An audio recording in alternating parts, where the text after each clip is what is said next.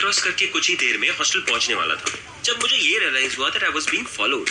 मैंने अपनी पेस बढ़ाई और फिर जो भी मुझे फॉलो कर रहा था वो भी स्पीड से मेरे पीछे पीछे चलने लगा। वो ही बैट जो इतने दिनों से मेरे रूम के विंडो पर लेटर ड्रॉप करने की कोशिश कर रहा था वो अचानक मेरे पैरों में आकर गिरा। ऊपर आसमान में डार्क क्लाउड्स छाए हुए थे और बहुत सारे बैट्स मेरे ही ऊपर मंडरा रहे थे। What the hell is happening? And who the fuck is following me? मैंने उस बैट को केयरफुली अपने हाथों से ऊपर उठाया।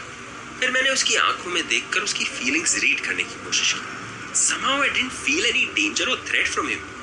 In fact, पता नहीं क्यों उससे मुझे थोड़ी प्रोटेक्टिव सी एनर्जी आ रही थी। फिर वो सडनली मेरे ऊपर एक ब्लैक एनवेलप डालकर उड़ता हुआ चला गया और फिर एकदम से जो भी मुझे फॉलो कर रहा था वो भी कहीं गायब हो गया। It almost felt like कोई मुझे फॉलो करते हुए बस ये इंश्योर करना चाहता था कि वो लेटर मेरे हाथ में पहुंचे।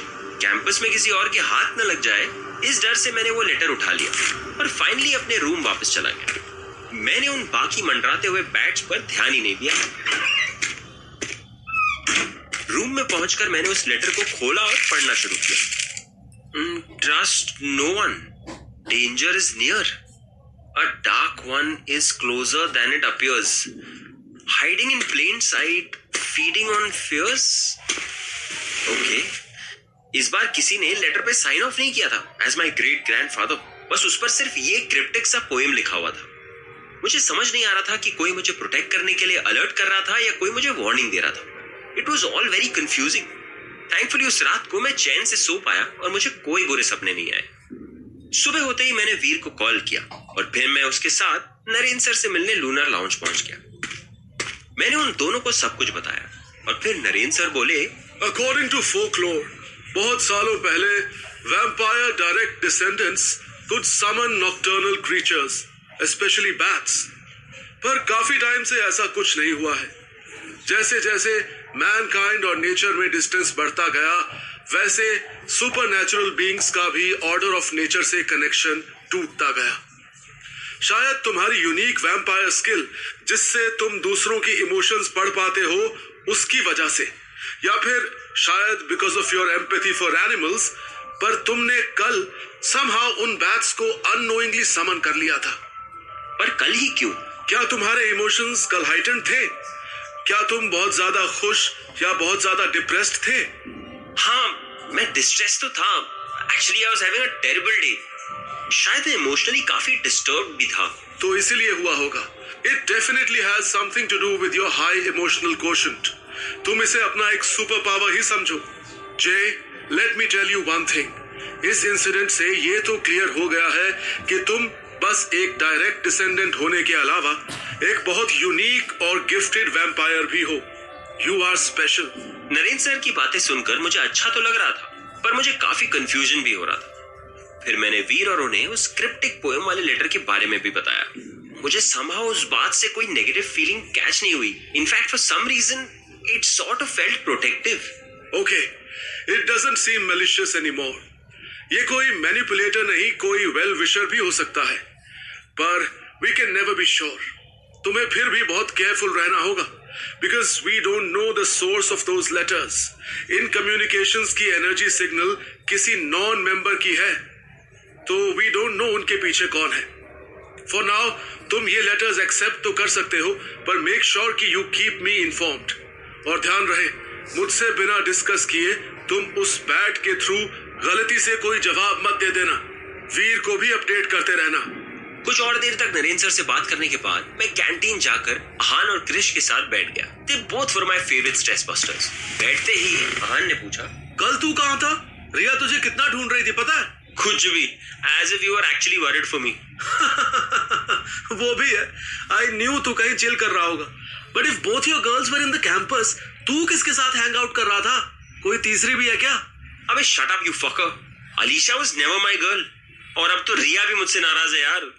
That's when Chris joined the conversation and said, तूने काम ही ऐसा किया है बेवकूफ। लव स्टोरी ठीक से शुरू होने से पहले ही अपनी पोटेंशियल गर्लफ्रेंड को कौन घोस्ट करता है? अब तुझे कुछ स्पेशल जेस्चर करना पड़ेगा उसे मनाने के लिए। तू ही मेरा सच्चा ब्रो है Krrish, not like this loser Han. Okay, now I need to go guys. Okay, I'll see you guys later. Once again, thanks Krish, I love you. Mwah! मैं कैंटीन से सीधा कैंपस से काफी दूर दार्जिलिंग के बेस्ट आइसक्रीम पार्लर गया and वहां से I picked up a big tub of mint choco chip ice cream. मुझे याद था वो रिया का फेवरेट आइसक्रीम फ्लेवर था और कैसे उसके डैड उसे हमेशा पार्क में वो ही आइसक्रीम लाकर सरप्राइज कर दिया करते थे। क्रिश का सजेशन सुनने के बाद I wanted to do something special for her. मैं आइसक्रीम टब को अपने हाथ में किसी तरह बैलेंस करते हुए रिया के हॉस्टल रूम के विंडो के बाहर पहुंच गया। उसका कमरा सेकंड फ्लोर पर था, but I am a vampire so I managed to reach. I knocked on her window पर किसी ने रिस्पॉन्ड ही नहीं किया। फिर मैंने झांक कर उसके कमरे के अंदर पीक किया। मुझे एक स्टडी टेबल दिखा जिसमें 4-5 बुक्स, एक सॉल्ट लैम्प, कुछ बबलिंग पोशंस और 2 क्रिस्टल बॉल्स रखे हुए थे। फिर मेरा ध्यान उसकी बेड पर गया एंड देयर शी वाज।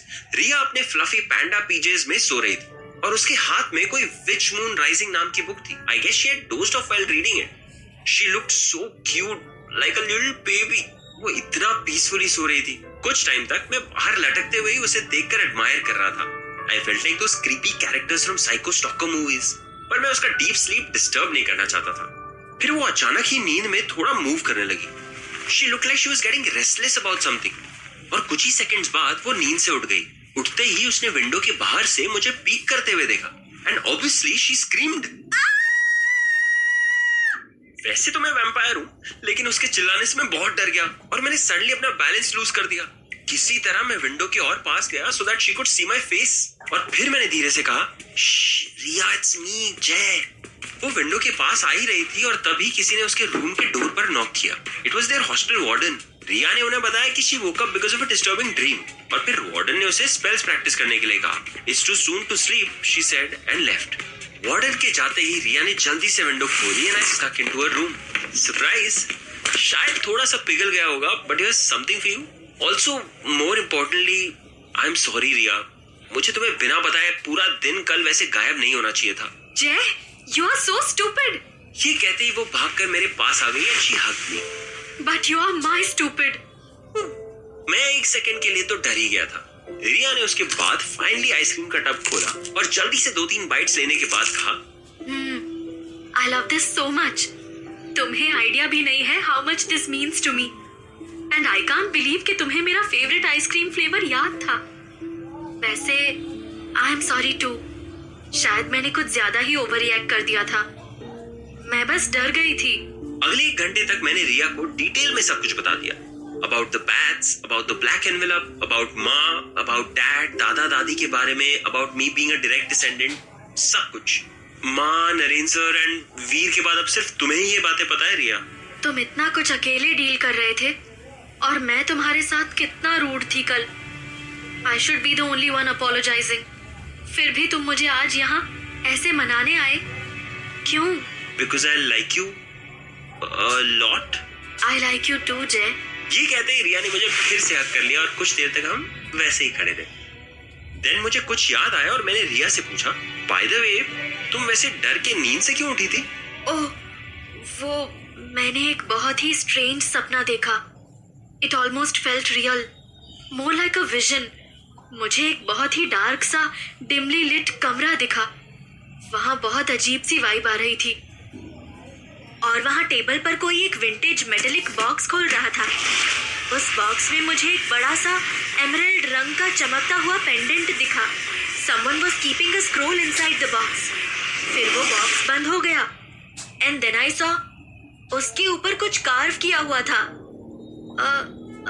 अम्रा का सिंबल।